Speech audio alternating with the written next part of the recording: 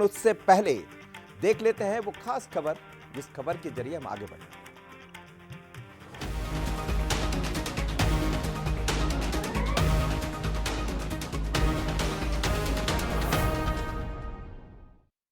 एक नेता ऐसा हुआ जो 30 साल तक बिना चुनाव लड़े राज्यसभा का सदस्य रहा, मंत्री रहा, संतरी रहा, तमाम कांग्रेस पार्टी की ओहदों पर रहा। एक नेता है हिंदुस्तान में जो कोई भी चुनाव नहीं लड़ा, और अगर लड़ा तो एक बार 27 से, एक बार 32 से, तो उनका नाम टिकट कटाओ नेताजी हो गया। किसी को भी टिकट नहीं लेने दें, और कोई भी जो प्रबल हो, जो अच्छा हो, मजबूत हो, उसको टिकट नहीं मिलना चाहिए। ये उनका क्राइटेरिया होता था। 24 की महाभारत के बीच पूर्व पीसीसी चीफ और पूर्व केंद्रीय मंत्री अरुण यादव ने बिना नाम लिए सुरेश पचौरी पर तीखा हमला बोला।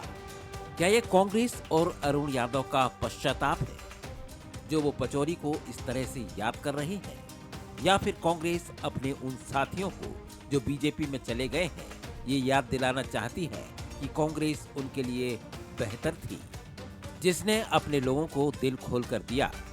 छिंदवाड़ा महापौर विक्रम अहाके के यू टर्न के बाद कांग्रेस अपने पुराने साथियों को यही संदेश देना चाहती है। हालांकि अभी भी रामनिवास रावत को लेकर सस्पेंस बना हुआ है, पर कांग्रेस साफ तौर पर पुराने साथियों को संदेश देती दिख रही है कि यहीं उनका भविष्य सुरक्षित है। अरुण यादव के बयान के बाद बयानों के बम दोनों तरफ से फेंके जा रहे हैं।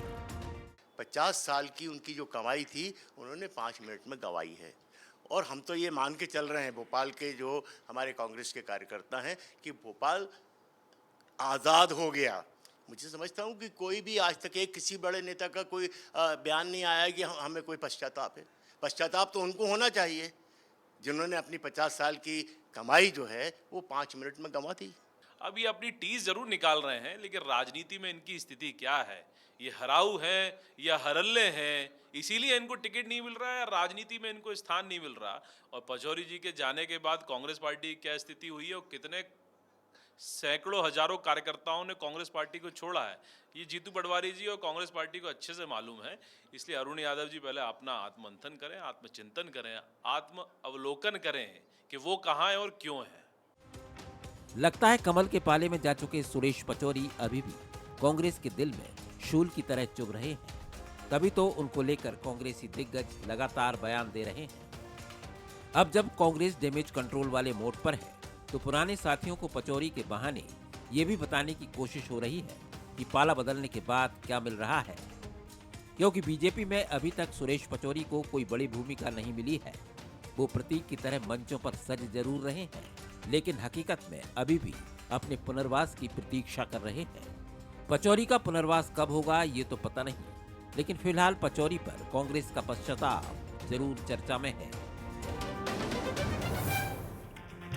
नमस्कार, मैं हूं मनोज सैनी और आज का हमारा मुद्दा है पचौरी का पश्चाताप। इस पर बात करेंगे, लेकिन उससे पहले हम बात करने वाले उन 3 सवालों की जो आज इस खबर के जरिए या इस मुद्दे के खास पहलू में बनने वाले हैं। चलिए सबसे पहले नजर डालते हैं उन 3 सवालों पर जिन पर चर्चा करेंगे। क्या सुरेश पचौरी को लेकर पश्चाताप कर रही है कांग्रेस? पचौरी पर अरुण यादव के आरोप कांग्रेस का दर्द है या तंज? और सवाल नंबर 3 है, क्या अहाके के यू टर्न के बाद पुराने साथियों को संदेश दे रही है कांग्रेस? तो आज का मुद्दा है पचौरी का पश्चाताप, लेकिन सवाल यह है कि यह पश्चाताप अब क्यों? जाने से पहले क्या कांग्रेस ने इस पर विचार नहीं किया? आपने देखा कि एक नाम और चर्चा में आया हाल ही में, मुरैना से। कहा यह जा रहा है कि उनको मना लिया गया। तो क्या ये कदम पहले नहीं उठाए जा सकते थे? ये पश्चाताप पहले नहीं किया जा सकता था? या इंतजार किया जा रहा था कि कहीं कुछ ऐसी स्थिति बने और वो कांग्रेस छोड़कर भारतीय जनता पार्टी में चले जाए? लेकिन चुनावी मौका है, लोकसभा चुनाव चल रहे हैं, जाहिर है अपनों की याद भी आएगी, पश्चाताप भी होगा। लेकिन इसके मायने क्या है, तो आज समझते हैं कि आखिर क्यों कहा अरुण यादव ने ऐसा, या कांग्रेस ने जो अपनी रणनीति बदली है उसके पीछे क्या मसला है। समझते हैं। आज मेरे साथ 3 मेहमान जुड़ रहे हैं। जितेंद्र मिश्रा जी हैं, प्रवक्ता कांग्रेस के, आपका बहुत स्वागत है जितेंद्र जी। और साथ ही हम बात करें तो स्टूडियो में मेरे साथ मौजूद है शैलेंद्र राजपूत जी, हमारे एग्जीक्यूटिव एडिटर, आपका भी बहुत स्वागत है शैलेंद्र जी। और जुड़ने वाले हैं पंकज चतुर्वेदी, प्रवक्ता भारतीय जनता पार्टी के। पंकज जी, आपका भी बहुत स्वागत है। सबसे पहले शैलेंद्र जी आपके पास ही आना चाहूँगा। देखिए, कोई नया मुद्दा नहीं है। जब सुरेश पचौरी पार्टी छोड़े तो उसके बाद कई तरह के सवाल उठे कि आखिर ऐसा क्यों हुआ। ये सवाल मेरे आपके जहन में भी आ रहा होगा कि ये तो सच है कि लंबे समय तक पार्टी में वो रहे, कई जिम्मेदारियां संभाली, बल्कि राज्यसभा को लेकर जो तंज कसरत है अरुण यादव, उसमें भी कुछ तो दम नजर आती। लेकिन क्या माना जाए, क्या कांग्रेस एक नई रणनीति के साथ बढ़ना चाहती, वास्तव में पश्चाताप हो रहा है, या एक मैसेज दे रही है कि चले गए पर आप आ जाइए? देखिए, सुरेश पचौरी बहाना है और हमको इसको, इस पूरे इंसिडेंट को हम 2 बिंदुओं में समझ सकते हैं। एक तो कांग्रेस के एंगल से और दूसरे बीजेपी के एंगल से। तो कांग्रेस के एंगल से तो ये है, जैसा कि आप कह रहे हैं, बिल्कुल सही बात है, एक मैसेज देने की कोशिश है कि जो लोग कांग्रेस छोड़कर बीजेपी में गए उनके हाल क्या हैं, और एक तरह से डैमेज कंट्रोल की कोशिश है। देखिए, अब 6 अप्रैल को जब भाजपा का स्थापना दिवस था, उसके बाद भाजपा ने टारगेट करा कि 1 लाख कांग्रेसी कार्यकर्ता बीजेपी में शामिल होंगे। उसके बाद नरोत्तम मिश्रा की पीसी, उन्होंने कहा 4 लाख से ज़्यादा कांग्रेस कार्यकर्ता बीजेपी में आए हैं। तो वहीं कहीं एक ये ट्रिगर हुई ये बात, और कांग्रेस में कोई रणनीति बनी है, जो भी हो। दिग्विजय सिंह सक्रिय हुए, फिर रामनिवास रावत को मनाया गया, हालांकि अभी भी उनको लेकर असमंजस है। विक्रम आहाके लौटे, ये बहुत बड़ी बात थी महापौर छिंदवाड़ा के। तो कांग्रेस ने कहीं ना कहीं इस बावरे में कहीं ना कहीं, कम से कम मध्य प्रदेश कांग्रेस में एक मंथन हुआ है। और जिस तरह से अजय यादव का जिस एग्रेशन के साथ आज बयान था, वो भी उसी तरफ इशारा करता है कि एक इसमें एग्रेशन, एक आक्रामक नीति अपनाना चाहती है कांग्रेस, कम से कम बाकी 3 चरणों में, जिससे नुकसान ना हो ज़्यादा। तो एक तो ये है। दूसरा पहलू आप बीजेपी के एंगल से समझिए कि देखिए, ये राजनीति आस्था और निष्ठा का सवाल होता है। इसमें आप कोई टारगेट करके कार्यकर्ता नहीं बढ़ा सकते, या अगर टारगेट करके बढ़ाएंगे तो उसमें निष्ठा हमेशा प्रश्नवाचक चिन्ह उस पर रहेगा। तो ये भी हम इसको भी समझना चाहिए कि बीजेपी में जब इतने बड़े पैमाने पर कांग्रेस के कार्यकर्ता आए हैं तो अंदरूनी संगठन में भी असर पड़ता है। और हमने देखा है कि कुछ बातें ऐसी अंदर खाने में उभरती भी हैं। तो हम दोनों एंगल से देखें तो ये आज अरुण यादव का जो बयान था, उसको हमको दोनों पहलू से समझना चाहिए कि एक तरफ कांग्रेस जरूर आक्रामक हुई है इस मुद्दे पर, और बीजेपी में अंदरूनी संगठन में जो भी स्थिति बनती है तो उसको लेकर भी एक नए सिरे से बीजेपी सोच रही है। तो हम दोनों बिंदुओं पर देखें तो ये यहाँ कहीं बात ठहरती है। जी बिल्कुल जितेंद्र जी, चूंकि आपकी पार्टी का मसला है और लंबे समय से ये कहा जाता रहा कि लगातार लोग जा रहे हैं, रोकने के कोई प्रयास नहीं होते। अभी हाल ही में हमने रामनिवास रावत को लेकर जिस तरह का निर्णय खासकर पूर्व मुख्यमंत्री दिग्विजय सिंह जी की तरफ से लिया गया, और ऐसा लगा कि शायद यही वो लोग हैं, कमलनाथ हैं या दिग्विजय सिंह है, जो इन चीज़ों पर विराम लगा सकते हैं। पर एक प्रयास हुआ, सुरेश पचौरी को लेकर अब याद आ रही है, पचौरी पर अब पश्चाताप हो रहा है। ये भी सच है कि आपने दिया, मैं इस बात से इनकार नहीं कर सकता, लेकिन वो चीज़ों भी तो समझने की ज़रूरत है कि आखिर हुआ क्यों। अरुण जी, सुरेश पचौरी जी कांग्रेस के वरिष्ठ नेता रहे। उन्होंने लंबा समय कांग्रेस के लिए काम किया है, बहुत सेवा की पार्टी की। लेकिन आज अगर आप किसी दल को छोड़ के जाएंगे तो निश्चित तौर पर सवाल उठेंगे, आपको उनका जवाब देना पड़ेगा। ये स्वाभाविक सी प्रक्रिया है। इसमें कांग्रेस के छोड़कर जाने वालों को कोई नसीहत नहीं, कहीं कोई बुलावा नहीं। शैलेंद्र जी ने जो बात कही, उस बात को मैं आगे बढ़ाना चाहता हूँ कि ये आस्था का प्रश्न है, ये आपके विचारधारा का प्रश्न है। इसको आप टारगेट करके नहीं बढ़ा सकते। जिस तरीके से भारतीय जनता पार्टी 1 लाख लोगों को ज्वाइन कराएंगे, 2 लाख लोगों को ज्वाइन कराएंगे। आखिर आपने देखा किस तरीके से विक्रम आहाके वाला मामला हुआ। छिंदवाड़ा में जितने लोगों को इन्होंने ज्वाइन किया है, सारे के सारे लोग कांग्रेस के प्रति उस दिन वोट डलवाने के लिए मदद कर रहे थे। तो मेरा ये कहना है, कहीं ना कहीं आस्था के तौर पर अगर परिवर्तन होता है मनोज जी, तो वो आगे चलता है। इस तरीके से दबाव डाल के अगर आप ज्वाइन कराएंगे, 1 लाख का आंकड़ा ले ले, 2 लाख का टारगेट ले ले, फर्क नहीं पड़ेगा। परिणाम जहाँ के तहाँ रहेंगे। जिस तरीके से भारतीय जनता पार्टी ने, आप ये देखिए, इन्होंने 370 वोट प्रति वोटिंग पोलिंग पर बढ़ाने की बात कही और 10 से 12% वोट कम हुआ पिछले चुनाव की तुलना में। तो वो 370 कहाँ बढ़े, ये भारतीय जनता पार्टी के पास आज जवाब नहीं। वो तो वोट शेयर वो कह रहे हैं यदि कम हुआ है तो हो सकता है कि आपका कम हो गया हो। अभी पंकज जी थोड़ी देर बाद नहीं, यही इन्होंने 370 बढ़ाया होता तो निश्चित तौर पर आज वोटिंग परसेंटेज बढ़ गया होता। वोटिंग परसेंटेज 370 के बजाय 500 के करीब वोट कम हुआ है, 10% वोट कम हुआ है। तो निश्चित तौर पर कहीं ना कहीं इस तरह की आंकड़ेबाजी की राजनीति नहीं करना चाहिए।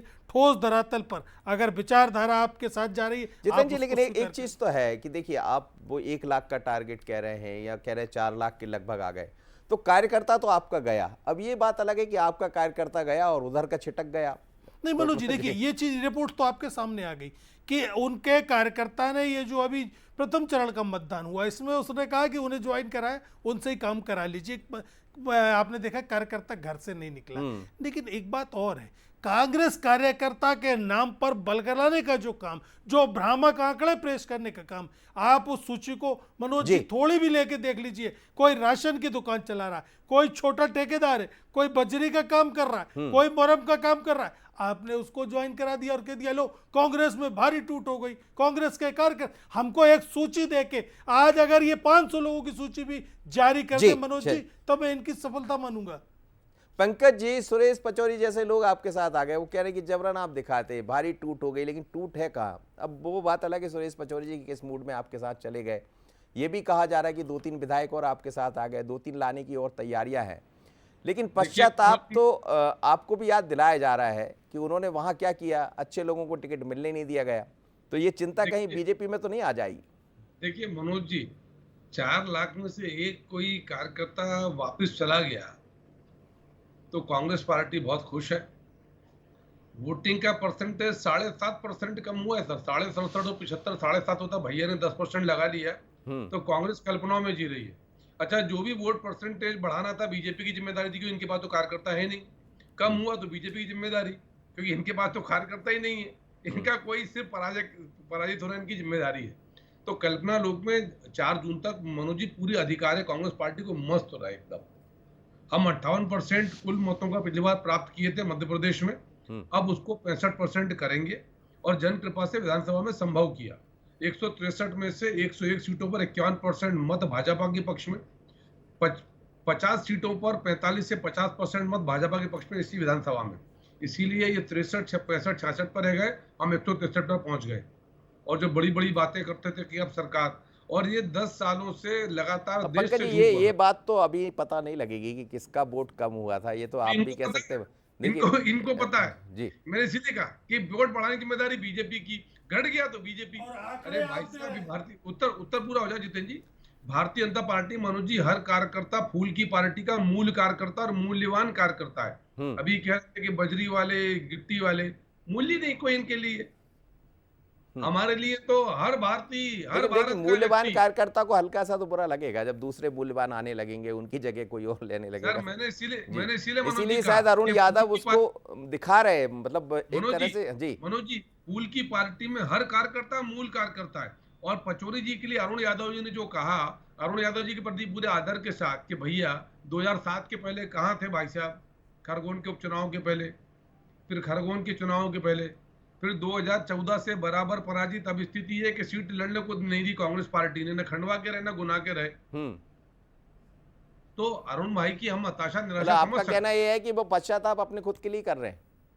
ये इसको कहते हैं साहब कि किसी ने उनके जले पे नमक छिड़क दिया होगा तो फपोला बाहर निकल के आ गया। पचौरी जी, भाई मेरा बोलना ये है कि पचौरी जी कल तक कांग्रेस पार्टी में थे, बहुत अच्छे नेता थे, बड़े अच्छे नेता थे। आज कह रहे हैं एक प्रवक्ता जिनकी बाइट टिकट कटाओ कह रहे हैं, वो दंडवत पड़े रहते थे पचौरी जी के चरणों में। जो सज्जन जो बाइट में कह रहे थे कि वो 50 साल की और कांग्रेस हल्की हो गई, भोपाल मुक्त हो गई, अरे शर्म करना चाहिए। मेरा मानना है कि आदर्श का कब पर ऐसा निरादर पचौरी जी का, उनके शायद पिताजी की उम्र के होंगे। जितेंद्र जी कुछ कह रहे हैं? नहीं, मेरा ये कहना जितेंद्र है कि जितेंद्र अरुण जी यादव भले आप आ कहाँ रहा हूं थे? पंकज जी, आपका पंकज आ जी, रहा हूं, फिर मैं जितेंद्र जी शैलेंद्र एक मिनट पंकज जितेंद्र नहीं, जी, सुनिए तो एक पंकज जी सेकंड ने बस गलत बताओ। बात है, पंकज जी एक ना ना सेकंड, ना ना चलिए नहीं, सुन लीजिए पंकज पूरी जी मैं कर आपका ले सम्मान करता जितेंद्र जी हूँ। कर लीजिए पूरी बात कर लीजिए 30 सेकंड पे तो हम कर भी लीजिए करते हैं कर आपका लीजिए सम्मान कर जितेंद्र लीजिए जी। कर इनके भी लीजिए संबंध बहुत अच्छे हैं पचौरी जी से, पर इन्होंने तो कभी निरादर नहीं किया पचौरी जी का। अच्छा आप तारीफ कर रहे थे जितेंद्र जी की नहीं तो नहीं, चलिए मैं कर रहा हूँ, तारीफ ये की मान बात सुनने नहीं को है, तैयार पंकज जी से भी मेरे बहुत अच्छे संबंध हैं, जी। इसकी है, बात नहीं। संबंध तो इतने अच्छे हैं कि कब कौन बीजेपी में आ जाए कब कौन कांग्रेस में चले, बहुत अच्छे संबंध जी। मैं सुनिए, अब मनोज जी, जी। अरुण यादव कहाँ थे? अरुण यादव मध्य प्रदेश कांग्रेस कमेटी के अध्यक्ष बन के वो काम कर रहे थे जिसके परिणाम स्वरूप आप सत्ता से बाहर हो गए।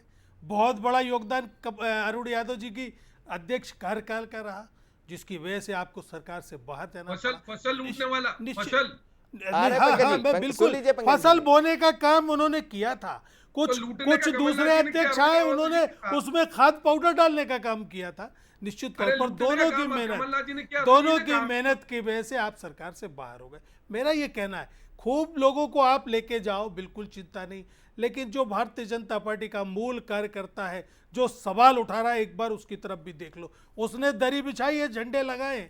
आज आप जो कांग्रेस की बात कर रहे हैं कि इतने लोगों को ले गए, इससे फर्क नहीं पड़ता। आप अपनी विचारधारा को मजबूत कीजिए, क्योंकि आज देश में जो सवाल पंकज जी पूछ रही जनता, लेकिन जो जा रहे हैं उससे कोई फर्क नहीं पड़ रहा है नहीं कांग्रेस नहीं, में, मैं आपको जितेंद्र बताऊं सराय। ना, जो हमारे यहाँ रह के इतनी हमको 20 सालों में सरकार में नहीं ला पाए, वो आपको क्या ले जाएंगे, मुझे यही समझ में नहीं आता।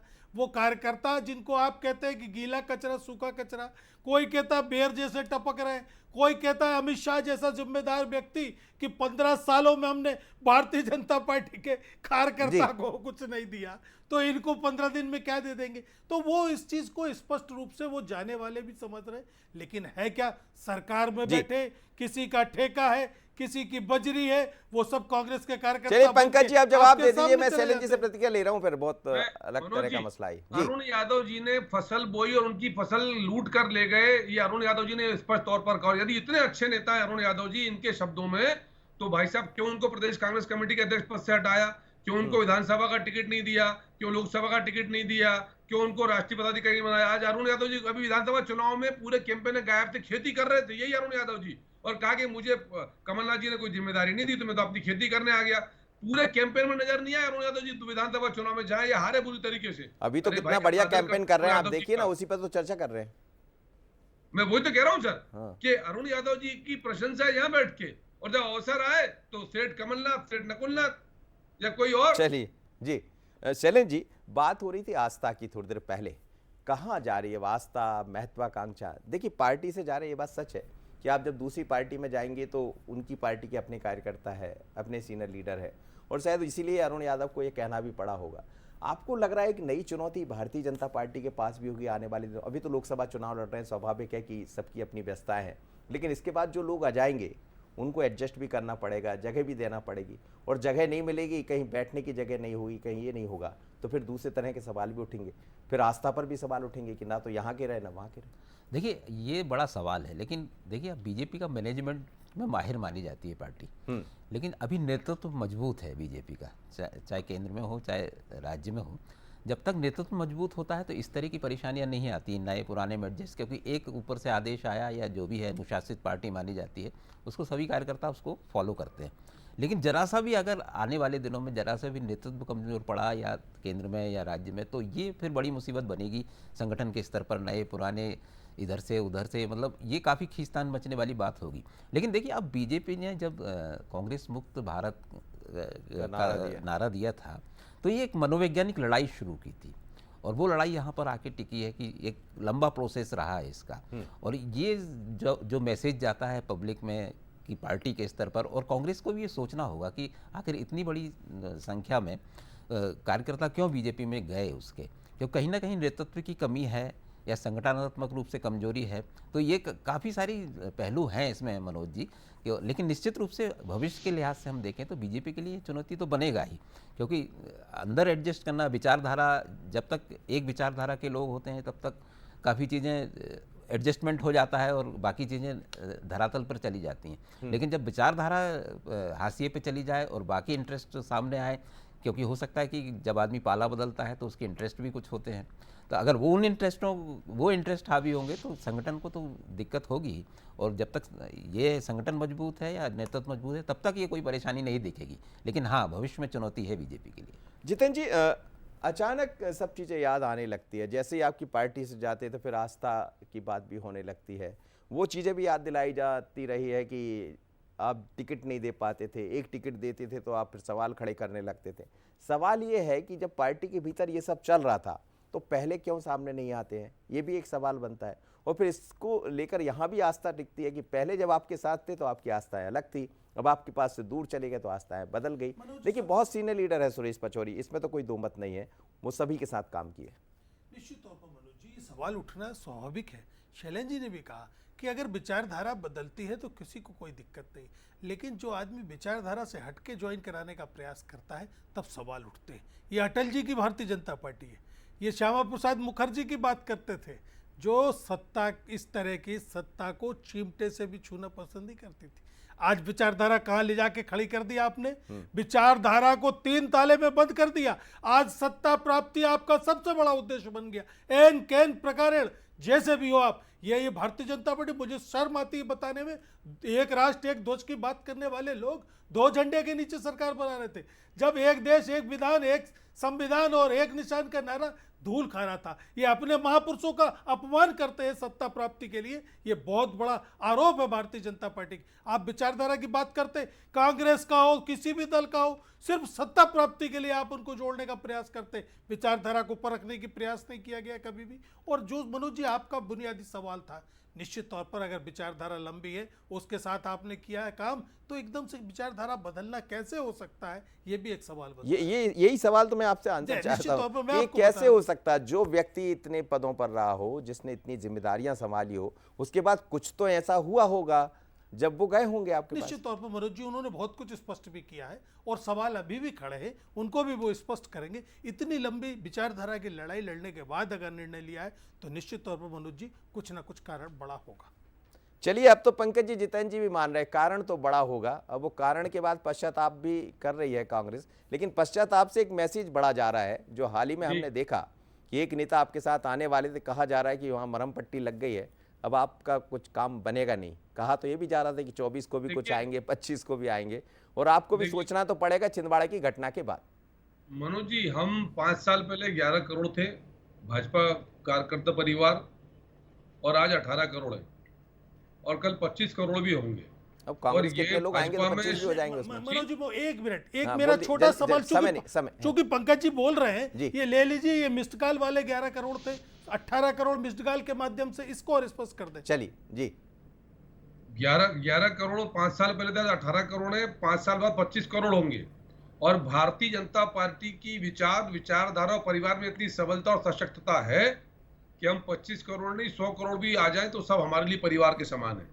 दूसरा विषय, जिस विषय पर आपने बातचीत करी मनोज जी, ये चिंतन का विषय कांग्रेस पार्टी का है, जो अपने घोषणा पत्र में सच्चर कमेटी की सिफारिश लागू करने की बात करती हो कांग्रेस, जो मुस्लिम लीग के 36 के घोषणा पत्र के समान बात करती हो, पर्सनल लॉ की वकालत करती हो, मुसलमानों का अधिकार की सिर्फ बात करती हो, हम क्या कहते हैं सबका साथ सबका विकास, जो 370 लाने की बात करती हो, अभी एक झंडे की एक विधान की बात कर रहे थे, जो ट्रिपल तलाक का विरोध करती हो कि मुस्लिम महिलाओं को अधिकार मिल गया तो ये उसके विरोध में नहीं मिलना चाहिए, शाहबानों के समय से जो राम मंदिर के नाम पर ठुकराते हो, तो भारत जैसे देश में अब बांटने की राजनीति नहीं चलेगी, कभी जाति के नाम पर, कभी धर्म के नाम पर, बहुत हुआ। इसीलिए कांग्रेस में ना नेता है, ना नीति है, ना नियत है। तो इस नेतृत्व के सर, बंटने का काम तो पार्टी के भीतर भी हो जाएगा जब इतने लोग आएंगे तो। सर मनोज जी, अब आपने, मैंने इसलिए कहा कि 11 करोड़ से 18 करोड़ की यात्रा आपके सामने, हम और अधिक सबलता के साथ खड़े हैं, और जब ये और 18 करोड़ से 25 करोड़ होंगे तो और मजबूत होंगे।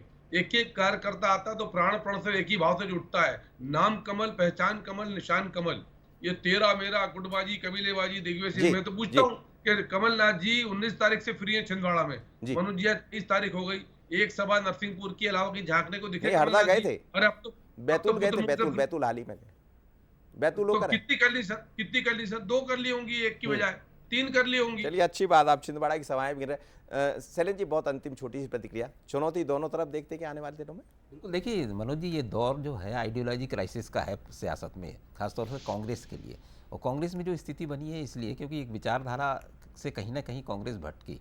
और ख़ासतौर से जो कोर इशू है आज की राजनीति का, धर्म, हिंदुत्व या धर्म की राजनीति जो है, उसमें कांग्रेस कहीं ना कहीं संशय में रहती है। और ये लगातार बदलता रहा, आज़ादी के बाद से लगातार इस पे उनकी क्राइसिस रही, आइडियोलॉजी क्राइसिस, तो इसी का नतीजा है। हाँ, लेकिन बीजेपी को भी ये सोचना होगा कि आज विचारधारा, तगड़ी विचारधारा है उसकी, और उस पर उसमें कोई संदेह नहीं है उसको, तो ये इसको बनाए रखना होगा। क्योंकि जो बाकी बाहर से जो कार्यकर्ता आ रहे हैं, इस चीज़ का ध्यान रखना होगा कि उस विचारधारा के साथ वो कितना सामंजस्य बिठा पाते हैं। चलिए, कांग्रेस ये कहती रही कि वो आंदोलन की पार्टी है, भारतीय जनता पार्टी ये कहती रही कि वो तमाम सारे लोग जिन्होंने एक अर्श से फर्श की बात करी या फर्श से अर्श तक पहुंच गए, उसकी पार्टी है। लेकिन विचारधारा की अपनी एक लड़ाई रही है हमेशा, और इस विचारधारा को लेकर बातें चलती भी रही। कभी इंदिरा जी अपनी बात करती रही है, कभी वर्तमान में जो प्रधानमंत्री नरेंद्र मोदी है, अमित शाह है, वो अपनी बातें कर रहे हैं। लेकिन विचारधारा के बीच में कैसे एक दूसरे की विचारधारा मिलने लगी है, ये बड़ा मुद्दा है। पर पचौरी पर पश्चाताप, इतना ही। मुझे दीजिए इजाजत, बने रहिए बंसल न्यूज़ पर। आप सभी माना पदन।